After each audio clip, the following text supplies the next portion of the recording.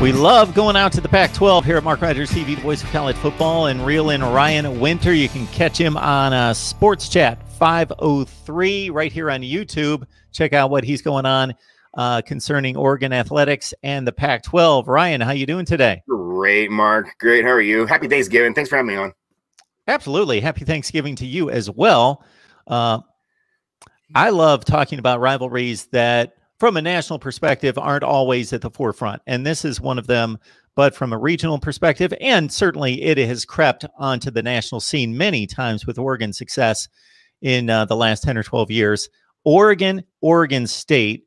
So, you know, this is one of the games that I will watch and have watched for years and years and years as I try to watch everything. But I can only see what's on the actual field, and I can go back to all the names from the past and equate them and attach them to Oregon and Oregon State football. But in regards to having the real feel for what is unique to that specific rivalry, that's why we've got guys like you coming in here, Ryan. Just tell us about Oregon State and what makes it special. Oh, it's a classic. I mean, we're a small state to begin with. You know, you got about 4 million people, under 4 million. Historically, it was much smaller. You know, for years and years and years, Oregon and Oregon State were not necessarily the powerhouse of the conference by any means. They were usually always in the middle or at the bottom of the conference. So this game meant a lot. This game was the last game of the year. There were years and years where Oregon and Oregon State, both of them didn't go to a bowl game. So this was kind of like the bowl game. The schools are 37 miles apart.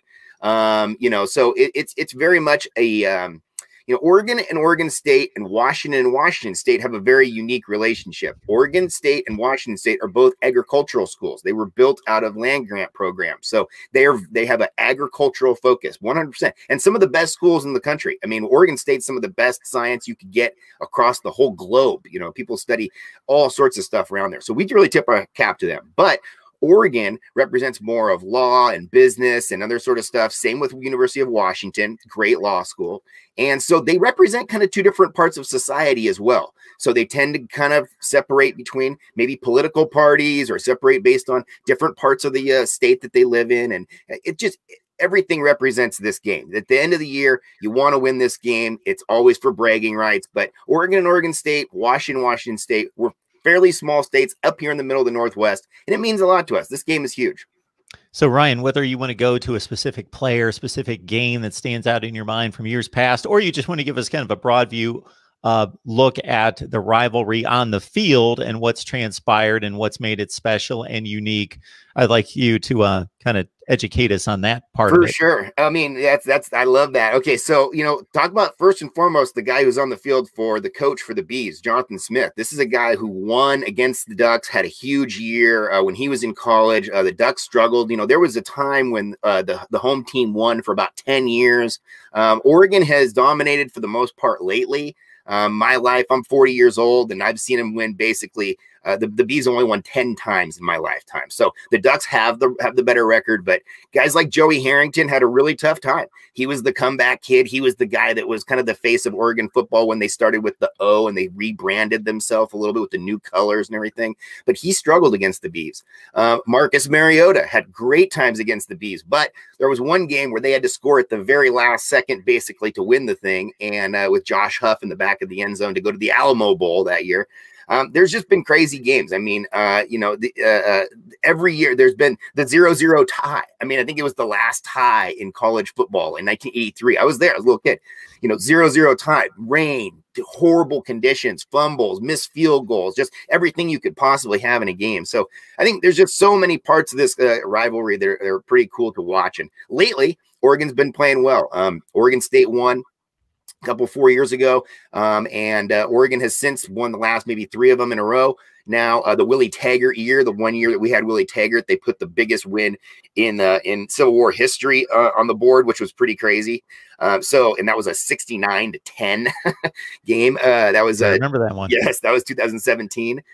So, you know, it's a classic rivalry. We love to be a part of it. And it's also Thanksgiving week. It means a lot. Families come together. There's a lot of families that have multiple siblings, and one goes to Oregon State, one goes to U of O, and there's the house divided stickers that they have and everything. So this is a game that means a lot to people. And before I pose this question to Ryan, I'll let anyone know out there that if you're an Oregon State fan and want some representation on here, certainly let me know who I can contact. I'll bring them on here and we'll talk some Oregon State football. Love college football, the voice of college football. We want to hear from everyone. Sure. So we got Ryan on the line, but before we dive into your team, want to get your program perspective on Oregon State. You mentioned Jonathan Smith taking over.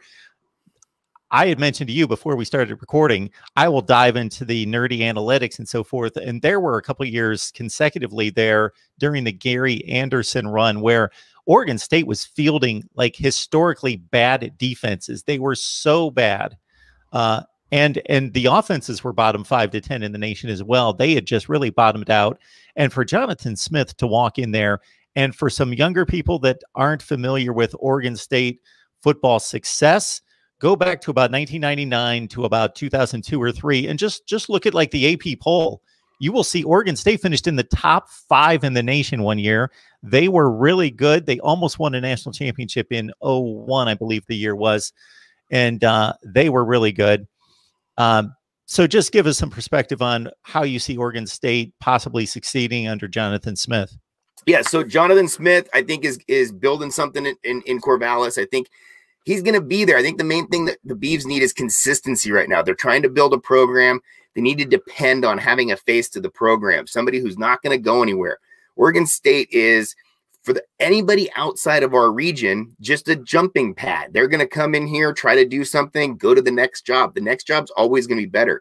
I don't think there is a better job for Jonathan Smith. I think Jonathan Smith is locked in here. His family's here. He's moved in. I think he has a vision for this team being successful, as he saw when he was the quarterback. So I think that the Beavs are in a much better place now than they were just 2 or 3 years ago. It's going to still take some time because the Pac-12 North is stacked. Washington State's better than we thought they were going to be. Cal's getting better. Stanford's always who they are, and Oregon and Washington. So it's a tough climb for Oregon State. No question about that. And just to be super accurate on the claims that I was making earlier, I looked between 99 and 2009, you're going to see just a streak of 8 and 9 win seasons for that 10 to 11 years. 2000 was the specific year I was pointing to where the Ducks or the Beavers finished 11 and 1, ranked 3rd in the country, trampled Notre Dame in the Fiesta Bowl with one Jonathan Smith at quarterback. Got Ryan Winter here from Sports Chat 503. So please check him out right here on YouTube. You get the search bar right where you are. Just put in Sports Chat 503.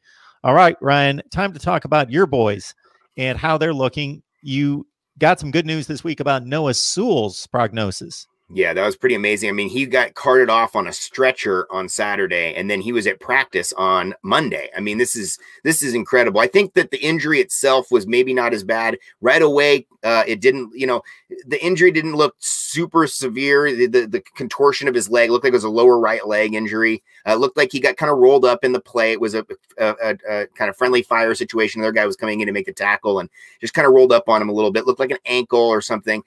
Didn't look like anything severe. Coach said after the game that looked good, but he came out to practice with an ankle brace on and was ready to go. So I think he's a big difference maker. Heart and soul of the team. You can see how all the players reacted when he got injured. They flocked over to the cart. They all came up to him. He's a freshman. Now, obviously, with his brother being here the last couple of years, get to know the family a little bit better. But this is a guy who's come in day one and been an impact player for the Ducks. I mean, he's already, if he's not in the top 2 or 3 of tackles on the team, he has tackles for loss that's up there. The guy just makes plays. So, and he's a great special teamer as well. Usually every single game, he started the game with either being the guy that tackled the guy on the kickoff or being right there next to the guy.